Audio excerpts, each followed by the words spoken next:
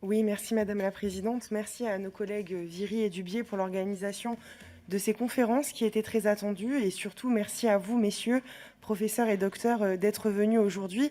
Alors effectivement, nous n'avons pas la prétention de vous juger d'un point de vue scientifique sur les éléments que vous apportez, déjà parce que nous n'en avons pas les compétences, mais surtout puisqu'en tant que parlementaires, notre rôle est avant tout de vous faire part de l'ensemble des situations qui nous sont remontées par nos concitoyens qui sont extrêmement inquiets sur cette maladie de Lyme et sur sa prise en charge.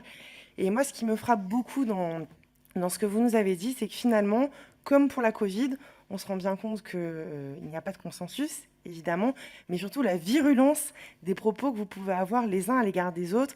Et c'est vrai qu'aujourd'hui, je crois que c'est vraiment l'inquiétude que nous pouvons avoir, que les Français ont sur cette maladie de Lyme, c'est qu'on s'interroge sur le diagnostic, on s'interroge également sur la prise en charge, et finalement, on n'arrive pas à avoir de consensus. Alors, en 2016, déjà, moi, c'était un sujet sur lequel je travaillais. Il y a eu le plan Touraine, qui a été un échec de l'aveu des associations, qui a été un échec également de l'aveu de certains d'entre vous.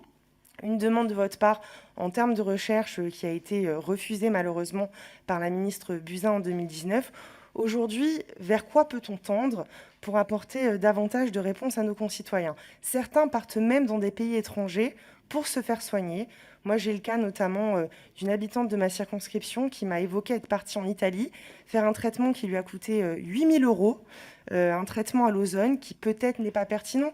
Vous avez rappelé tout à l'heure qu'il était important que les sociétés savantes puissent valider les traitements. Et effectivement, c'est quelque chose de fondamental.